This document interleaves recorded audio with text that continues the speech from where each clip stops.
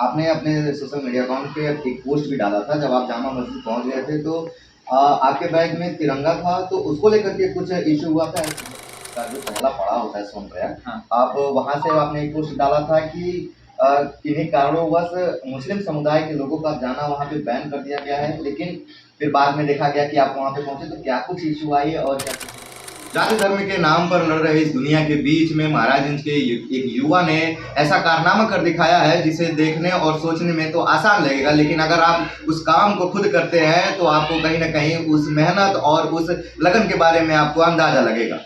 जी हम आपको बता दें कि जनपद महाराजगंज के तबरेज अली नाम के युवक ने ऐसा कारनामा कर दिखाया है। आपसी भाईचारे के लिए चारों धर्म का जो सबसे बड़ा मंदिर है उसमें उसका पैदल यात्रा किया हुआ है। इसी को लेकर के हमारे साथ हैं मौजूद हैं तबरेज अली और इनसे हम बात करेंगे कि क्या कुछ इनका मंसूबा रहा है या फिर क्या कुछ तैयारियां इन्होंने की थी या फिर क्या कुछ कठिनाइयां इनको देखने को मिली थी। पहले तो स्वागत है आपका। मेरा नाम है तबरेज अली और सबसे पहले मैं कहूँगा कि नमस्ते, अस्सलाम वालेकुम, सत श्री अकाल। मैं अपने भारत के चार धर्म के सबसे बड़े धार्मिक स्थल पे गया था विजिट करने, वो भी पैदल, जो कि भाईचारे के लिए। और आप सभी जैसा कि देख रहे हैं कि अपने भारत में क्या चल रहा है, कोई मंदिर तोड़ रहा है, कोई मस्जिद तोड़ रहा है, कोई एक दूसरे को गाली दे रहा है, तो ऐसा माहौल हो चुका है, ऐसा माहौल क्रिएट हो चुका है अपने भारत में। तो मैं ये सब देखते हुए यहाँ से अपने महाराजगंज जिले से पैदल निकला, जो कि यहाँ से दिल्ली जमा मस्जिद, अमृतसर गोल्डन टेम्पल और केदारनाथ और गोवा का सबसे बड़ा, इंडिया का सबसे बड़ा church Goa, saint cathedral church. तो क्या कुछ आप पहले तो ये बताइए कि आपके मन में ये आया कहाँ से कि चारों धर्मों को जो सबसे बड़ी आस्था की जगह है उसको विजिट करेंगे और क्या कुछ आपका विचार था? मेरा विचार ये था कि हम भारत के युवा हैं और यही युवा अपने भारत को विश्व गुरु बनाएगा, डेवलप करेगा। तो अगर हम इसमें ही अगर फंसे रहेंगे, आपस में ही अगर फंसे रहेंगे, हिंदू मुस्लिम करेंगे, तो हमारा देश और पीछे चला जाएगा, ना कि आगे बढ़ने के बजाय। तो हमें ये सब करना था। तो मैं सोचा कि मैं एक आम सा नागरिक हूँ, मैं अगर छोटा सा प्रयास करता हूँ, क्या पता कुछ लोग मुझसे देख के सीखें और अपने भारत में फिर वापस से वही शांति आए। जी बिल्कुल। पहले आप सबसे पहले कहाँ गए? मैं सबसे पहले यहाँ से गया था दिल्ली जमा मस्जिद, जो कि यहाँ से लगभग 800 किलोमीटर है महाराजगंज जिले से। आपने अपने सोशल मीडिया अकाउंट पे एक पोस्ट भी डाला था जब आप जामा मस्जिद पहुंच गए थे तो आपके बैग में तिरंगा था तो उसको लेकर के कुछ इशू हुआ था, बताएं क्या हुआ? हाँ, उसमें इशू हुआ था, जैसे ये हुआ था कि वहाँ पे एक मिसअंडरस्टैंडिंग हुआ था। मैं वहाँ पे फ्लैग लेके गया था, उनको लगा कि ये फ्लैग एक पार्टिकुलर रिलीजन का है, जैसे कि मतलब हिंदू रिलीजन का। तो वो बोले कि आप ये ऐसे फ्लैग नहीं ले आ सकते हो, ना कि मुस्लिम का ना हिंदू का, आप इंडिया का मतलब फ्लैग ले आ सकते हो। तो वो ध्यान नहीं दिया। मैं बाद में उनसे जाके पूछा तो बोला तो मुझे बताएं कि हाँ सर, मुझसे मिसअंडरस्टैंडिंग हो गया है और मैं फ्लैग बैंड किया हुआ था, तो इसकी वजह से तो ऐसा कुछ इशू नहीं था। रास्ते में किस तरह के लोग आपसे मिले और क्या कुछ कठिनाइयाँ आपने देखी? रास्ते में तो मैं जब पैदल निकला यहाँ से तो सबसे पहले मुझे दिक्कत आया पैदल चलने में, क्योंकि जो इंसान डेली 4 किलोमीटर, 3 किलोमीटर, 5 किलोमीटर अगर चलता है और अचानक से अगर एक दिन में 20 किलोमीटर, 25 किलोमीटर, 30 किलोमीटर चलने लगे तो उसको तो दिक्कत होगा। और मेरे पैर में छाला पड़ गया था, तो एक छाला सही होता था तो दूसरा छाला पड़ जाता था। और रास्ते में जाने के बाद ऐसे मतलब लोग मिलते थे, मतलब रास्ते में तो बहुत 80% लोग अच्छे मिले और 20% लोग बहुत बुरे मिले, जो कि मुझे रास्ते में ऐसे लोग कमेंटमेंट करते थे कि मुझे बहुत बेकार लगता था, अंदर से बहुत ये होता था कि मैं वापस चला जाऊँ घर। लेकिन फिर बाद में सोचता था कि नहीं यार, अगर मैं ही नहीं करूँगा तो फिर अपना युवा मुझे देख के और क्या सीखेगा। तो मैं हिम्मत नहीं हारा, मैं चलते गया, चलते गया, चलते गया। आपने एक और पोस्ट डाला था सोनप्रयाग में, केदारनाथ का जो पहला पड़ाव होता है सोनप्रयाग। हाँ। आप वहां से आपने एक पोस्ट डाला था कि किन्हीं कारणोंवश मुस्लिम समुदाय के लोगों का जाना वहां पे बैन कर दिया गया है, लेकिन फिर बाद में देखा गया कि आप वहां पे पहुंचे तो क्या कुछ इशू आई और क्या कुछ दिक्कत वहां पे हुई?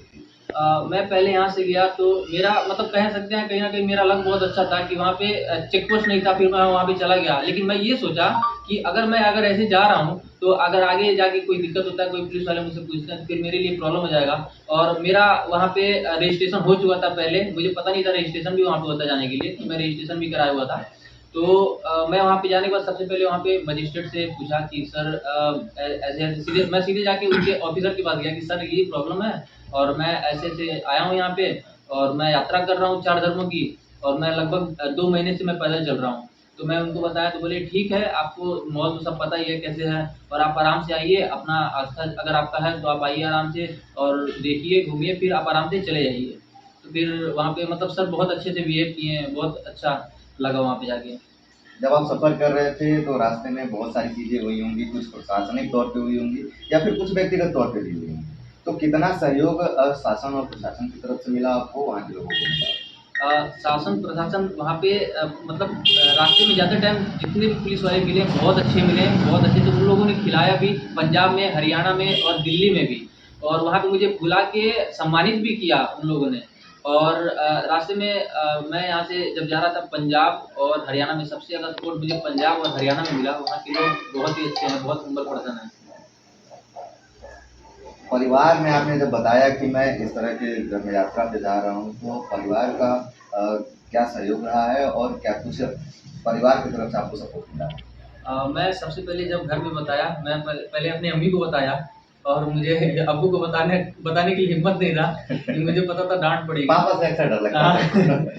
तो मैं अम्मी से बताया कि ऐसी-ऐसी बात है, मैं यहाँ जा रहा हूँ। तो मेरी अम्मी सीधे पहले मुझे मना की कि इसलिए नहीं मना की कि तुम क्यों दूसरे-दूसरे के टेम्पल पे जा रहे हो, इसलिए नहीं कि बाहर का माहौल बहुत बेकार है, तुम्हें कुछ हो जाएगा तो फिर दिक्कत होगा।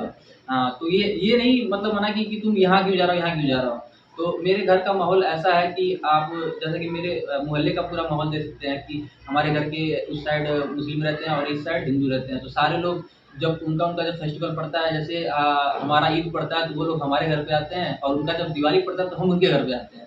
तो बहुत अच्छा यूनिटी है। तो यही सब देख के हम लोग बचपन से ही हमारा यहीं पे कट गया, और हम सबका मानसिकता जो है सब एक रहने वाला है, मिल-जुल के रहने वाला है। पिताजी का क्या सहयोग रहा है? बगल में आपके पिताजी बैठे हुए हैं। हाँ, जब बाद में जब अब्बू को बताएँ तो फिर ये बोले मुझे, लेकिन फिर बोले कि नहीं, चलो ठीक है, जा रहे हो तो अच्छे से जाना, और हम सब तुम्हारे साथ हैं, सपोर्ट करेंगे।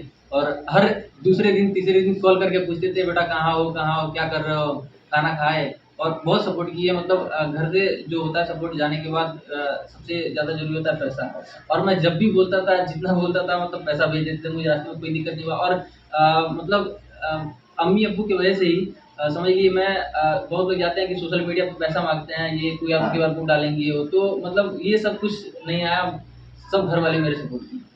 तो घर वालों का आपका पूरा सपोर्ट रहा। हाँ, पूरा सपोर्ट रहा। हमारे साथ में ही तबरेज़ जी के पिताजी भी बैठे हैं, इनसे भी हम कुछ बात करेंगे कि क्या कुछ इनका क्या कुछ इनकी सोच है और क्या सोच करके इन्होंने परमिशन दिया था, फिर कितना सपोर्ट किया था। सर पहले तो स्वागत हमारे चैनल पे। आपके ये जो सुपुत्र हैं, बहुत बड़ा काम करके आए हैं, तो क्या किस नज़रिए से देखते हैं आप और क्या कुछ कहना चाहेंगे इनको? ये बहुत ज़रूरी था, और इनके जाने के बाद जितने भी युवा हैं सब लोग एक नज़र में आ गए। सब लोग इनको अच्छा, और सारी बातों को लेकर के जो है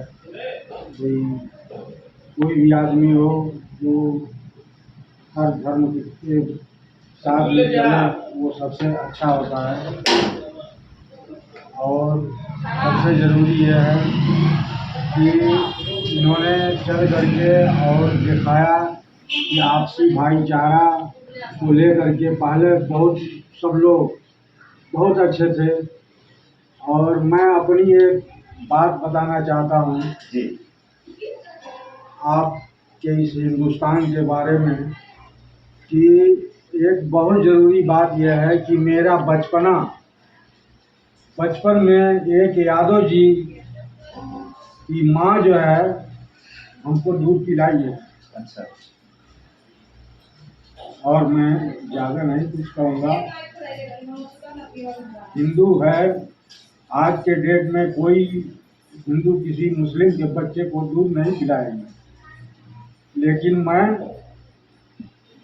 पूरा गर्व से कह सकता हूँ कि मेरी माँ एक ग्वाला, एक यादव की माँ, हम दोनों को एक साथ दूध पिला करके और जिलाई है।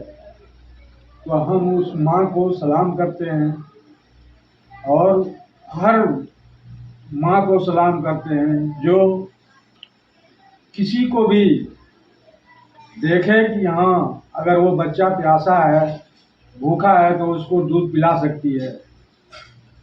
सर एक बात और पूछना चाहेंगे, आपकी उम्र क्या होगी? हमारी उम्र 63 साल की है। 63 साल हो गया। जब आप कभी 18 साल के रहे होंगे और आज 63 के साल के हैं, पहले जाति धर्म को लेकर के क्या कुछ माहौल हुआ करता था और आज का जो माहौल है उस पे आप क्या कहना चाहेंगे? हम तो बस ये कहना चाहेंगे कि पहले जितनी ही अच्छाई थी, आज के लोग अगर वो ऐसे ही रहें तो बहुत बेहतर होगा और बहुत प्यार मोहब्बत बढ़ेगा। लेकिन आज के डेट में लोग नफ़रत भरी निगाहों से लोग एक दूसरे को देखते हैं। हालांकि ये बहुत बेवजहियात चीज़ है कि इसलिए कि हम लोग आपस में प्यार मोहब्बत नहीं रख पाते हैं कि हमारा जो आगे का भविष्य है उसको हम लोग प्यार मोहब्बत को ख़त्म कर रहे हैं। और सबसे ज़रूरी ये है कि आज हिंदुस्तान के अंदर हम लोगों ने पैदा हुए जब से लेकर आज तक हम ये देखते आए हैं कि कोई ना कोई एक नेता के पीछे हम लोग दौड़ते हैं, लेकिन हम लोगों के पीछे हम लोगों के पढ़ाई लिखाई और सब दुनियावी चीज़ों के बारे में कोई नहीं हम लोगों के पीछे दौड़ रहा है। हम ही लोगों को मेहनत करना पड़ रहा है। सबसे ज़रूरी ये है कि हम लोग आपस में प्यार मोहब्बत को बांटें, तभी हम कामयाब हो पाएंगे। बिल्कुल सर, एक सवाल और करना चाहेंगे। ये तो चलिए जो धर्म के नाम पर लोग लड़ रहे हैं, जो धर्म के नाम पर जो आपत्तिजनक होता है, लोगों को लड़ाते हैं, लोगों को बहकाते हैं, तो इतने में ही आपके बेटे ने 4 धर्मों की जो सबसे बड़े धार्मिक स्थल है उसकी यात्रा करके आई है, तो इस पे क्या कुछ कहेंगे? हमें बहुत खुशी है कि हमारा लड़का जो है जा करके और पूरा घूमा है और सब चीज़ कुछ तहकीकात भी किया है, देखा है, भाला है। और सभी लोग हम वीडियो में भी देखे, वीडियो बना करके दिखाया कि जितने लोग हमारे लड़के को मदद किए उनका और अच्छाई जो लोग बताए उनका, सब लोगों को मैं धन्यवाद देता हूँ। और सभी लोगों से मैं ये निवेदन करता हूँ कि आज जो लड़का हमारा बता करके आया है, आज इस चीज़ को सब लोगों के दिल में होना चाहिए। साहब ये हिंदुस्तान है और आपने देखा यह हिंदुस्तान का मुसलमान है। मुसलमान इस है जो जाति धर्म को नहीं मानता, जो इंसानियत को मानता है और इंसानियत को आगे बढ़ाने के लिए एक 22 साल का 25 साल का युवा पूरे हिंदुस्तान का भ्रमण पैदल ही कर लेता है। वापस आते हैं तबरेज़ जी पे। तबरेज़ जी, पहले तो बहुत बहुत बधाई आपको। और आपके पिताजी से हमने बात की तो वो बताते बताते भावुक हो गए। 2 शब्द आप अपने पिताजी के बारे में बताइए। एक बाप ऐसा होता है कि वो प्यार जता नहीं पाता है। और ये मतलब मेरे अब्बू हमेशा हम लोग को समझाते थे, हमेशा बचपन से ही बोलते थे कि तुम लोग पढ़ाई लिखाई पे सबसे ज़्यादा ध्यान दिए। ये खुद ना पढ़ें लेकिन हम लोगों को पढ़ाएं, हमारे जितने भाई बहन हैं सबको पढ़ाएं। और हमें हमेशा यही सिखाएं कि हमेशा किसी गरीब का हमेशा मदद करना। तुम जहाँ भी जाना तुमसे जितना हो पाए उतना करना। और हम लोग से इतना ज़्यादा प्यार करते हैं कि हम खुद नहीं बता सकते हैं और ये जताते नहीं हैं। और जब हम मेन चौराहे पे अपने महाराज में पहुँचे और यहाँ से जाने से पहले भी और आने के बाद भी मैं इनको कभी रोते हुए नहीं देखा था। और मेरे लिए वो रोए, मतलब मैं अंदर से रो रहा था। इतना ज़्यादा मुझे वो प्राउड फील हो रहा था। मैं कुछ बोल नहीं पा रहा था उस टाइम। तो बहुत अच्छा लगा कि मतलब मेरे अब्बू बहुत ज़्यादा सपोर्टिव हैं, हर सिचुएशन में सपोर्ट किया हम लोग को। और वहाँ इस छोटे से मतलब छोटे पे से इतना तक करना बहुत बड़ी बात है।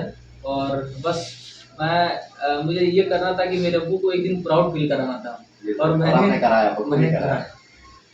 आपने जो यात्रा किया उसको लेकर के आपके यारों दोस्तों के जो नज़रिए हैं या फिर आपके आसपास के या फिर आपके स्वयं घर के लोगों का नजरिया क्या कुछ रहेगा? मेरे जितने भी दोस्त हैं ऑलमोस्ट 70% जो हैं सब हिंदू ही हैं, और 30% दोस्त दोस्त जो मेरे हैं वो हैं मुस्लिम। तो मेरे ऐसे ऐसे दोस्त भी हैं कि मैं जहाँ जहाँ पे गया हूँ वहाँ वहाँ पे जिस भी धार्मिक स्थलों पे वहाँ वहाँ पे पहुँचे हैं मेरे साथ, और मैं उनके साथ पोस्ट भी डाला हूँ। तो ऐसे दोस्तों को हमेशा खड़े होना चाहिए। जितने भी आपके दोस्त हैं, चाहे वो हिंदू हो या मुस्लिम हो या सिख हो या ईसाई हो, सबसे बड़ा इंसानियत है। इंसानियत से बड़ा कुछ भी नहीं है। अगर इंसानियत नहीं है आपके अंदर तो आपका कोई धर्म नहीं है, क्योंकि आपके इंसानियत से ही आपका धर्म का पहचान होता है। तो सबसे पहले आप अपने अंदर इंसानियत लाइए, और मोस्ट इम्पॉर्टेंट अपने मैं बड़े बुजुर्गों का बात कर रहा हूँ कि आप अपने बच्चों को पढ़ाइए, अ, अच्छा एजुकेशन दीजिए, क्योंकि जब अच्छी शिक्षा नहीं मिलेगी बच्चों को तो बच्चे आगे चल के उन्हीं का आपका ही फ्यूचर बेकार होगा। तो मैं ये चाहता हूँ कि आप लोग अपने बच्चों को अच्छा शिक्षा दीजिए, क्योंकि इन्हीं से आपका भारत विश्व गुरु बनेगा और डेवलप होगा। तो एक अच्छा जीवन जीने के लिए, एक अच्छा व्यक्तित्व के लिए शिक्षा का होना बहुत जरूरी है। तो आपने देखा कि एक परिवार ऐसा था जिसने जाति धर्म को परे रख करके एक ऐसा कीर्तिमान रचने का प्रयास किया है, ऐसे लोगों को मिला करके, बांध करके, संजो करके चलने का प्रयास भी किया है। तो क्या रखते हैं अपनी राय आप इनके बारे में जरूर कुछ बताइएगा। मैं यूपी टीवी समाचार के लिए किशन गुप्ता, महाराजगंज।